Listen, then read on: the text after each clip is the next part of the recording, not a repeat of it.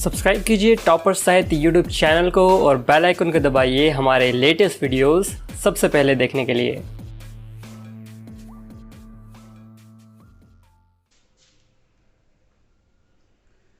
नमस्कार दोस्तों, मैं प्रदीप भारद्वाज टॉपर साहित्य चैनल पर आप सभी का स्वागत करता हूं। जय हिंदी जय भारत। आज का हमारा टॉपिक रहेगा छंद, जिसको अंग्रेजी में मीटर्स कहा जाता है।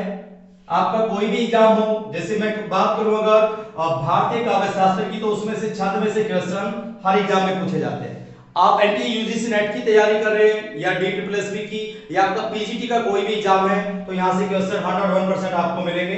तो आपका टाइम वेस्ट ना करते सीधे हम बात करते हैं छंद शब्द के बारे में। ये पार्ट 1 होगा और इसके बाद पार्ट 2 पार्ट 3 ऐसे करके इसको हम कवर करेंगे, ताकि आपके ऊपर भी बोझ ना हो और आप इसे आसानी से समझ सकें। देखिए, छंद जो शब्द है वो छद और चद धातु से बना है। तो यहां पर दो है, छद और चद धातु। ओके, तो छंद शब्द की उत्पत्ति किस धातु से मानी गई है? छद और चद धातु से। दूसरा, अगर हम इसके शाब्दिक अर्थ की बात करें तो इसका शाब्दिक अर्थ है आवृत करना, अगला है खुश करना, नेक्स्ट वन इज आह्लादित करना।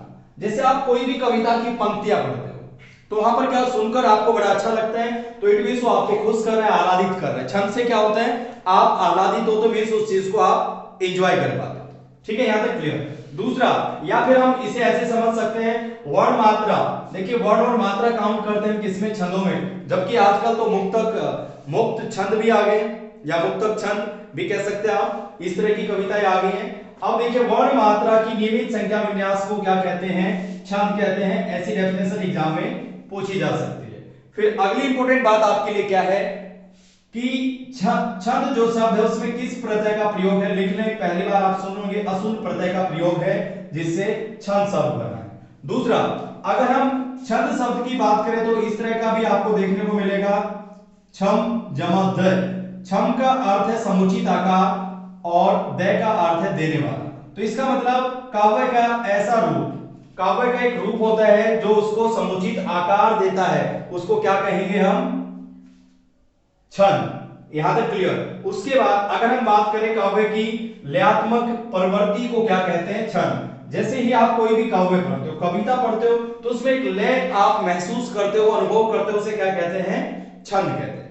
क्लियर। अब चलते थोड़ा सा और आगे। कात्यायन, कात्यायन का नाम आपने सुना होगा, इसकी परिभाषा कई बार एग्जाम में पूछ ली जाती है। यदक्षर परिमाणम तछंद, यदक्षर परिमाणम तछंद, जिसमें वर्णों और अक्षरों के परिमाण और संख्या नियत हो, उसे क्या कहते हैं? छंद कहते हैं। कात्यायन की परिभाषा एग्जाम में पूछी जा सकती है। अब चलते थोड़ा सा और आगे। दूसरा एक इंपॉर्टेंट क्वेश्चन है तुकांत छंद। देखिए, कुछ तो तुक वाले छंद होते हैं, कुछ है तुकांत छंद। इसको अंग्रेजी में ब्लैंक वर्स कहा जाता है। अंग्रेजी में क्या कहा जाता है? Blank verse. ये एग्जाम में पूछा गया क्वेश्चन है, इसे आप लिख लेंगे।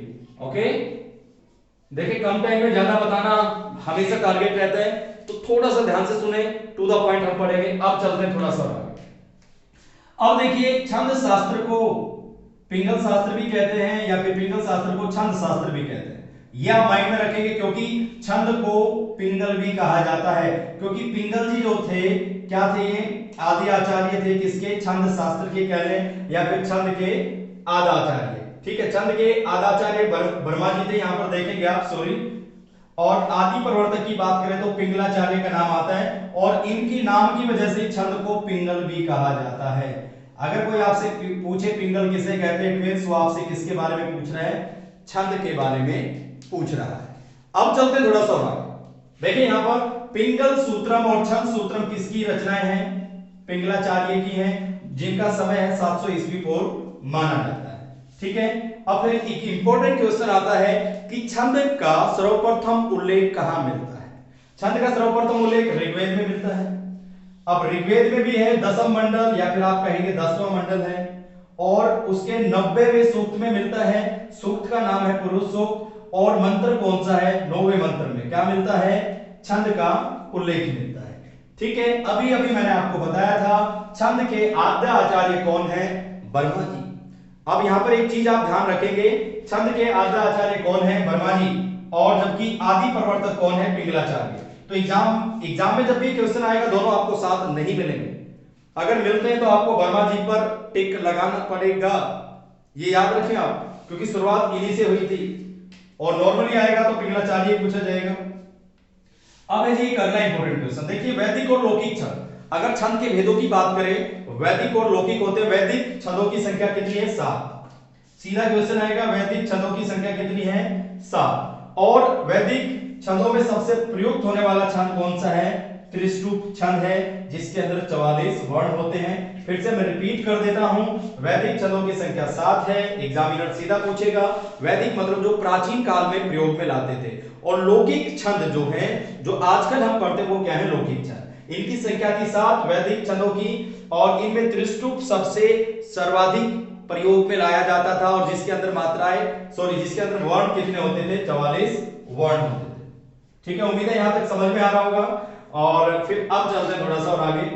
अब देखिए, जैसे गद्य का नियामक क्या होता है?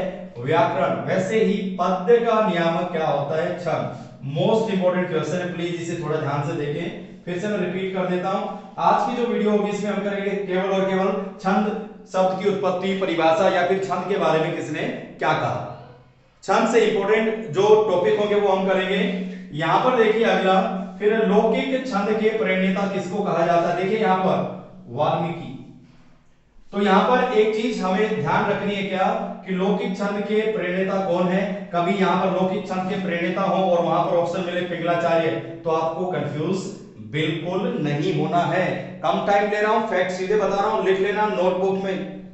अगली वीडियो जल्दी आएगी, सेकंड पार्ट। अब देखिए यहां पर हमने पढ़ा आदि प्रवर्तक कौन है? पिंगलाचार्य। अभी आदि प्रवर्तक कैसे हैं? देखिए, सबसे पहले थे बृहस्पति, नंबर 1, इसे लिख ले, इंपॉर्टेंट है। उसके बाद च्यवन या दुष्यवन नाम आता है, फिर है मांडुक्य, और चौथे नंबर पर है सैतव, और पांचवें पर यास, और यास के बाद आता है हमारे पिंगल का नाम। तो यहां से पता चलता है ये क्या है? आदि प्रवर्तक पिंगल हैं। और आद्य आचार्य वर्मा जी हैं। ये मोस्ट इंपोर्टेंट क्वेश्चन है। अब तक जो पढ़ा उसको समअप कर लेते हैं, क्योंकि कम टाइम लिया है मैंने, 1-2 मिनट और लेता हूं मैं। देखिए इधर, छंद जो शब्द है उसकी उत्पत्ति छद और छंद धातु से हुई है, जिसका शाब्दिक अर्थ है खुश करना, आह्लादित करना, या फिर आवृत करना। ठीक है भाई, वर्ण और मात्रा की नियमित संख्या विन्यास से जो हमें खुशी मिलती है या आह्लादित होते हैं, उसे क्या कहते हैं? छंद कहा जाता है। फिर छंद शब्द की उत्पत्ति अशुन प्रत्यय की योग से हुई है। फिर छम जमा दय से क्या बना? छंद शब्द बनता है। और छम का अर्थ समुचित आकार, और दय का अर्थ देने वाला, मतलब काव्य का वह रूप जो समुचित आकार दे, उसे क्या कहते हैं? छंद कहा जाता है। छंद को अंग्रेजी में मीटर्स कहा जाता है। मोस्ट इंपोर्टेंट क्वेश्चन है, काफी कम को पता होगा, लिख ले। फिर छंद शास्त्र के प्रवर्तक कौन माने जाते हैं? पिंगलाचार्य माने जाते हैं। यहां पर थोड़ा सा बस आपको दिमाग लगाना है, छंद शास्त्र या पिंगल शास्त्र बात एक ही है। या तो एग्जामिनर छंद की जगह पिंगल भी दे सकता है, और पिंगल मतलब छंद, ये दोनों के क्या है? एक तरीके से समानार्थी। ओके, तो इसे आप थोड़ा सा माइंड में रखेंगे। अब देखिए, पिंगल सूत्रम और छंद सूत्रम किसकी रचना है? हमारी पिंगलाचार्य की है। पिंगल सूत्रम और छंद सूत्रम छंद से संबंधित क्या है? रचनाएं हैं। अब है जी, छंद का सर्वप्रथम उल्लेख कहां मिलता है? ऋग्वेद में मिलता है, 10वें मंडल में, 90वें सूक्त में, सूक्त में भी पुरुष सूक्त, और मंत्र की बात करें 9वें मंत्र में। तो ये मोस्ट इंपोर्टेंट है, प्लीज इसे भी आप लिख लेंगे।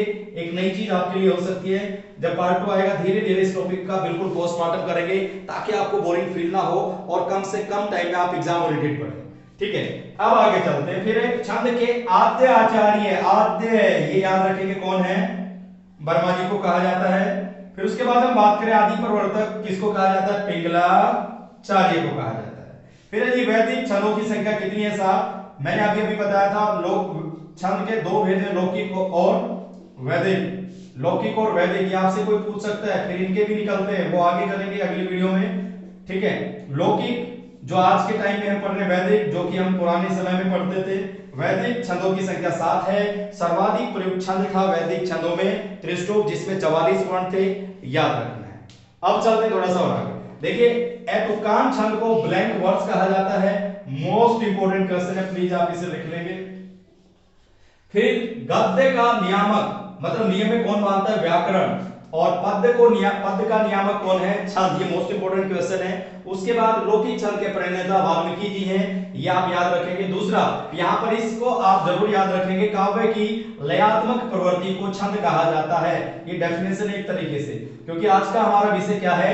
छंद शब्द की उत्पत्ति, परिभाषा, इन सब का क्या करना है? पोस्टमार्टम करना है। ठीक है, लिखने। उसके बाद आप यहां पर देखेंगे यदक्षर परिमाणम तछंद, यदक्षर परिमाणम तछंद कात्यायन ने कहा था, इसे आप थोड़ा माइंड में रखेंगे। ठीक है, यदक्षर परिमाणम तछंद कात्यायन। ठीक है सॉरी। अब यहां पर देखेंगे अभी सीरीज कैसे चली। सबसे पहले भाई छंद शास्त्र से संबंध रखने वाले बृहस्पति थे, उसके बाद च्यवन या फिर दुष्यवन, फिर कहेंगे आप मांडुक्य, नेक्स्ट वन इज साहित्य एंड पांचवें नंबर पर यास, फिर आते हैं हमारे पिंगलाचार्य।